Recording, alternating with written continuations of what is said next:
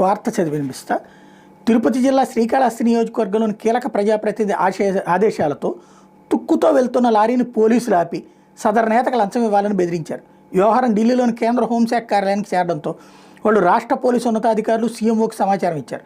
వెంటనే అనంతపురం డీఐజీ పేముషి వాజ్పేయి రంగంలోకి దిగి బాధ్యులైన సిఐఎస్ఐని అనంతపురంలోని కార్యాలయానికి పిలిపించారు. విశ్వసనీయ వర్గాల సమాచారం మేరకు రేణిగుంట ఏర్పేడు మండలాల్లోని ఈఎంసీ 1-2 పరిధిలోని పరిశ్రమల నుంచి ఏర్పేడు మండలం వికృతమాల్లోని వ్యాపారి తుక్కు కొనుగోలు చేసి చెన్నైకి తరలిస్తున్నారు. వ్యాపారం సజావుగా సాగాలంటే నెలకి 50 లక్షలు ఇవ్వాలని ఓ ముఖ్య ప్రజాప్రతినిధి అడగ్గా వ్యాపారం అంగీకరించలేదు. ఎలాగైనా వాళ్ళ నుంచి డబ్బులు వసూలు చేయాలని సదరు నేత భావించి పోలీసులను పురమాయించారు.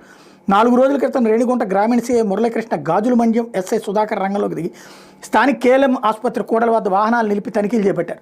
తుక్కుతో వెళ్తున్న లారీని గంట పాటు ఆపితే డ్రైవర్ ఢిల్లీలోని పరిశ్రమ ఉన్నతాధికారులకు సమాచారం ఇచ్చారు. వాళ్ళు వెంటనే కేంద్ర హోంమంత్రి కార్యాలయం దృష్టికి తీసుకెళ్తే చర్యలు తీసుకోవాలని అమరావతిలోని పోలీసు